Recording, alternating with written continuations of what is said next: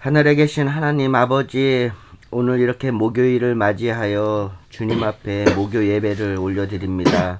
하나님 아버지, 기쁘게 받아주시옵소서. 언제나 처음부터 마지막까지 모든 것을 주님께서 주관하여 주시옵고, 또한 안병길 목사님을 통하여 주님의 그 진리의 말씀을 언제나 하나하나 알아갈 수 있도록 주님께서 인도하여 주시옵소서. 하나님 아버지, 항상 주님께서 이끌어 주시고 언제나 부족한 생각과 또한 부족한 행동들 항상 주님께서 늘 바로잡아 주시고, 언제나 항상 주님이 주시는 지식으로 하여금 늘 모든 주님의 말씀을 알아갈 수 있도록 주님께서 도와주시옵소서. 언제나 주님께 감사드리며 살아계신 우리 주 예수님의 이름으로 기도드리옵나이다. 아멘. 이번에 중림동 갔을 때 거기에 한 봉사하는 분인 것 같아요. 거기는 그 101호분을 이렇게 101호분을 맡고 그분을 그 한국말로 뭐라 하고 요양사식을 이렇게 해준 분이 보호사분이 저하고 이런 말 하더라고요. 우리 이런 좋은 일을 하는 것도 참 좋은데 거기에 그 목사님하고 우리 목사님이랑 만나서 한번 대화해보는 게 어떠냐, 뭐 좋은 식으로 이렇게 해봤으면 좋겠다. 그러니까 먼저 통보하고 우리 사역을 또 진행했으면 좋겠다, 뭐 이런 말을 하더라고요. 우리가 간식 갖고 가는 시간이가 그분들이 밥을 금방 먹고 끝나는 시간인데요. 어떤 분들은 밥 먹었는데 또 간식을 항상 먹는다고 하더라고요. 네, 그래 과하게 먹을 수도 있으니까 그렇게 이렇게 대화 나누다 보면 어떻게 그런 면에서 좀 서로 소식을 알고 이렇게 진행하는 게 더 좋지 않냐, 그렇게 물어보더라고요. 요즘에 이 사역을 하다가 보면은 노숙자분들이 조금씩 늘어난다는 거를 더 이렇게 실감하게 느끼고 있는 것 같아요. 어제도 서수문공항 갔는데 나온 지 5일밖에 안 됐다고 그러시면서 티를 하나 주문을 하셨는데, 나이 좀 드신 분들이 나이 좀 이렇게 보니까 드셨더라고요. 한 60 넘어 보이시는 분인데, 내가 보기에는 좋은 방에 있다가 나오시는 것 같아요. 왜냐면 요즘에 재개발이라 그래가지고 자꾸 그러다 보니까 솔직히 뭐 그 후암동에서 이사 비용으로 뭐 6,700을 준다고 그러는데 그게 진짜 주는 건지 안 주는 건지, 솔직히 좁은 방에 생활하시면서 6,700이면은 진짜 큰 돈이거든요. 그런데 그 많은 사람들한테 그 6,700이라는 돈이 진짜 이사비용이 다 혜택이 돌아가는 건지 또 알 수도 없고, 진짜 아니 일반 사람들도 이 생활하다가 재개발된다고 하면은 거진 이사비용 얼마 주는 게 다인데 그 많은 6,700을 준다는 게 그게 진짜인지 가짜인지도 모르겠고요. 네, 아마 돈은 나오기는 나오겠죠, 당장. 뭐 그런데 지금 그 진짜 어렵게 사시는 분들, 그런 분들이 어느 지역 얘기하는 거예요? 영등포 얘기. 영등포랑 지금 후암동이랑 다요. 다 그 모든 쪽방촌은 지금 거기 해당되는 거예요? 예. 쪽방촌. 후암동도 지금 텔레비에 후암동이 많이 나오잖아요, 요즘에. 그 재개발교로 벌써 이사를 나가시는 분도 계시대요. 그리고 저 영등포에도 가니까 계시던 아버님도, 아니 분명히 열쇠통이 안 달려 있었는데 열쇠통이 새 거가 달려 있어가지고 문을 잠궈 버렸더라고요. 그 아버님이 근데 걱정이 되는 게, 몸도 안 좋으시고 맨날 술만 드시는 분인데 몸 상태도 안 좋으시고 그래가지고 맨날 방에만 계셨는데, 그런 분들을 쫓아내면은 과연 어디로 갈까? 근데 내가 보기에는 돈도 못 받고 그냥 나가시는 것 같아요. 뭐 아무튼 요즘에 지금 그것 때문에 가지고 그런지 몰라도 이 거리에 계시는 분들이 자꾸 한두 분 늘어나시더라고요. 더 많이 못 보던 분들이 많이 와서 계세요. 그리고 이런 생각이 들더라고요. 앞으로 후암동이랑 영등포 좁은 방이 없어지면 우리 사역하는데도 진짜 큰 지장이 있거든요. 왜냐면 우리가 거진 마지막으로 가서 거기 가서 간식을 다 나눠드리는데, 나중에 후암동이 진짜 없어지게 되면 우리 이제 서울역으로 가서 간식을 나눠드리는데, 솔직히 서울역에는 너무 막 사람들이 양심도 없고 너무 막 몰려들고 막 진짜 안 주면은 막 욕도 하고 막 그러니까 솔직히 가고 싶은 생각이 없어요. 거기는 아예 그냥 뭐를 하나 갖다 줘도 고마워하지를 않거든요. 그냥 당연하다는 식으로 받고 그러니까. 그 영등포도 솔직히 말해서 좁은 방 외에는 사역할 데가 거진 없어요. 영등포에 좁은 방이 있으니까 우리가 사역을 하러 가는 건데, 거기가 아마 첫 번째로 영등포가 아마 재개발이 될 것 같아요. 하게 되면은.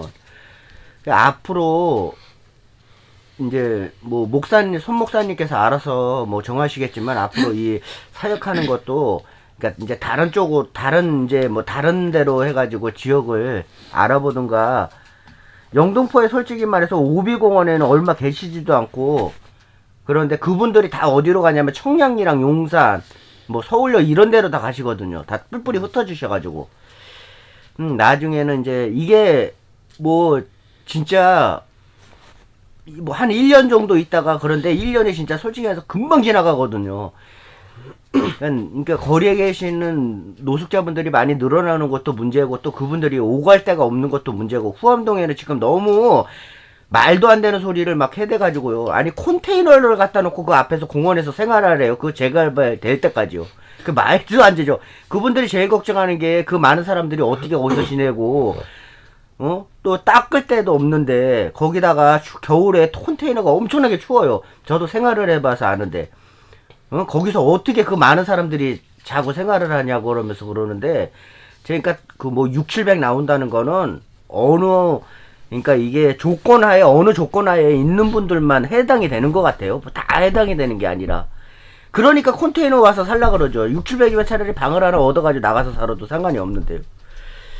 이게 앞으로가 걱정인 것 같습니다.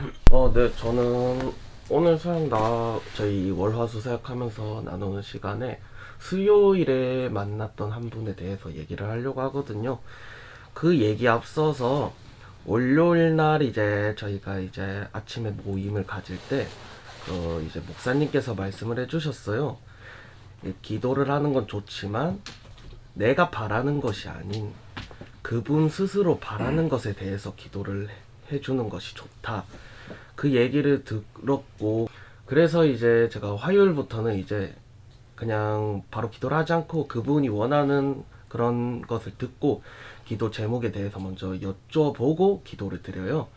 근데 수요일 날 오후 사역하면서 아버님 한 분을 뵀는데, 그분께 제가 기도 제목이 있으신가요? 안 그러면 하나님께서 무엇을 이루어 주시거나 그 하나님께 바라는 것이 있으신가요? 여쭤보니까 이제 대부분의 아버님들은 건강을 이렇게 원하시는데 바라시거나, 그분은 건강보다는 행복함, 그런 거를 바라시더라고요. 그래서 그분께 이제 행복함이라는 것을 주제로 이제 기도를 해드리니까 다른 분들과는 다르게 이제 손도 잡고 뭐 인사를 하면서 너무 고마워하시더라고요. 그런 걸 보면서 이제 이분들이 원하는 기도를 해드리니까, 이분들이 바라는 것에 대해 기도를 해드리니까 이제 부족한 기도라도 이렇게 기뻐해 주시는구나 라고 느껴서, 앞으로도 이제 만나는 분들 한 분 한 분 계속 이제 바라는 것이 무엇인가, 그거를 알아보고 기도를 해야 될 것 같다고 다짐을 했어요. 저는 3일간 사역을 하면서 다른 것보다는 사역 코스에 대해서 좀 곰곰하게 생각을 하게 되는 한 주였던 것 같아요. 월요일 날도 그렇고 화요일 날도 그렇고 수요일 날도 그렇고 사역 코스가 정해져 있어서 가기는 가는데, 만나는 분들이 정해져 있고, 또 많이 만나야 2명, 3명. 이게 과연 올바른 사역인가? 이제 근데 그래서 내가 이 코스를 나 혼자 또 바꾼다고 해서 이게 될 문제인가? 여러 가지 복잡한 생각이 들더라고요. 특히 월요일 날 종로 쪽이나 을지로 쪽에는 그래도 조금 있다고는 하는데, 저도 을지로를 가봐서 아는데, 을지로에서 동대문까지 갔는데 많이 만나야 한 4분? 5분 그 정도 되는 분들인데, 그 한식은 한 10개 갖고 가고, 그러면 가는 길에 5분 만나고 와서 또 종로 좋은 방에서 하고, 이게 과연 맞나? 라는 생각이 많이 들더라고요. 수요일날도 마찬가지예요. 수요일 날도 광화문 쪽으로 가는데 광화문에는 진짜로 코스를 뭐 제가 처음부터 못 짰기 때문에 뭐라고 말씀을 못 드리겠지만 광화문 지하도에 밖에 사람이 없어요. 그냥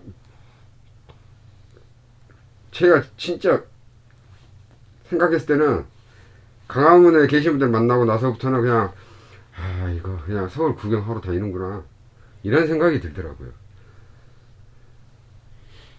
근데 이게 비단 저뿐만이 아닐 텐데 기존에 가던 사역지 원래 사람 많이 가는 쪽에는 또 많이 있는 쪽에는 상관이 없지만 없는 쪽은 이거는 누군가는 생각을 해서 이거를 어떻게 할 것인지를 좀 고민을 해야 될 텐데 계속 이렇게 사역을 나가다가는 이게 가능한가? 현실적으로 맞는 문제인가? 조금이라도 더 거리 분들이 계신 곳으로 사역지로 옮기더라도 그 코스를 옮기더라도 그렇게 가는 게 맞는 게 아닌가 라는 생각이 계속 들더라고요.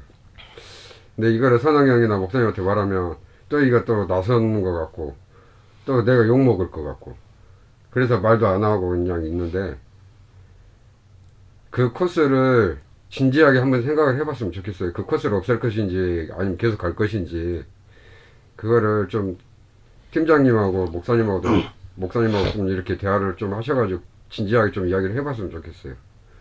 그냥 무작정 정해져 있으니까 거기에 사람들 기다리고 있다고 해서 그냥 무작정 가는 것이 아니라 거리 분들 말 그대로 우리가 찾아가면서 하고는 있지만 좀 사람이 많을 수 있는 쪽으로 이렇게 가서 그분들을 만나고 대화 나누고 이렇게 하는 게 맞는 것이지 사람도 없는 곳을 40분 50분 걸어 다니면서 이렇게 사역을 한다는 게 맞나 이게 참 아이러니 하더라고요. 그런 문제가 뭐 비단 이번 주뿐만 아니라 계속 그런 생각이 들었는데 오늘 기회가 돼서 목요 나눔 시간을 제가 잠깐 나눴는데 그 부분에 대해서는 좀 진지하게 한번 생각을 해봤으면 좋겠어요. 저는 진짜로. 어제 교회를 마치고 그 쪽방촌을 한번 갔어요. 근데 또 월요일날 이렇게 올 시간이 없어서 이제는 잘 됐다. 수요일날 내가 쪽방촌을 가야 되겠다. 그래서 딱 가니까 또 하필 또 그 마치고 나니까 또 이게 점심시간 비슷하게 애매한 시간이더라고 보니까 예배 마치고 밥 먹고 바로 나가니까 그때가 좀 이분들에겐 좀 애매한 시간이긴 하더라고요. 그래도 내가 좀 이렇게 옛날에 이렇게 좀 그 분들이 어떻게 됐나 궁금해서 갔는데 명호 형님 쪽에는 보니까 팀이 하나도 없어요. 방은 있는데 내가 준 성경책하고 그다음에 복음을 영어로 계란 책자는 그냥 가지런히 놓여 있고 이불은 하나 펴져 있고 그리고는 아무것도 없더라고. 그래서 옆방에 한번 물어보니까 모르더라고. 저는 옆방에는 이분이 뭐 어떻게 된 건지도 모르고. 그래서 이분이 이걸 두고 짐이 없는 거 보니까 나가셨나? 하여튼간에 이거를 그쪽 주인한테 물어봐야 되나? 이게 명령님을 그때 이제 이게 목지에 디스크 비슷한 수술을 해야 된다는 그때 얘기를 내가 듣고 그리고는 이제 어떻게 보면은 이제 처음 찾아가 봤는데 없어요. 그리고 또 한 분은 영석 형님이라고 2층으로 가는데 올라가려고 하니까 고도리를 열심히 이렇게 치고 계시더라고요. 그 위에서. 그래서 또 치고 있는데 그 가서 또 뭐 기도하기도 좀 애매하고. 그래서 그냥 조용히 내려왔어요. 다음에 시간 있을 때 개인적으로 좀 얘기를 해야 되겠다 싶어서 내려오고. 또 구원이 형제라고 진짜 기도를 하고 나름 이렇게 그때 신경을 쓰고 했는데 이분은 몸이 좋아지고 그러면서 의외로 이분이 뭘 원하셨는지는 모르겠는데 어떻게 이렇게 보니까 깊이 대화하는 거를 좀 이렇게 끓이는 듯한 느낌을 또 많이 받았고, 그러면서 그때 주민봉사센터 쪽에서 뭐 열심히 봉사한다고 뭐 이렇게 열심히 뭐 그쪽으로 다니면서 의외로 좀 피하는 듯한 느낌을 내가 받아가지고, 이분이 이게 봉사가 사람을 더 교만하게 만들 수도 있겠다. 몸이 아플 때는 진짜 겸손하게 정말 죽을 것 같으니까 그 실오라기 하나 이렇게 소망을 가지고, 그분 일주일에 한 3일 4일 정도는 간지를 했는 분인데 기도를 하고 하니까 많이 좋아졌거든요. 그 일주일에 한 번 뭐 할까 말까 다시 병원에도 다니고 이렇게, 그러면서 뭐 걸어 다니면서도 교회도 다니고 하는 그 열심들이 있었는데, 주민 봉사하면서 좀 걱정을 했어요. 말씀 없는 봉사가 복음으로 결론되지 않는 봉사는 사실 오래 못 갑니다. 자기를 위한 봉사고, 그 자기를 위한 봉사라는지도 몰라요. 그리고 그게 얼마나 하나님이 받을 거라는 그런 쉽게 착각을 하는데, 그 하나님 받지 않아요.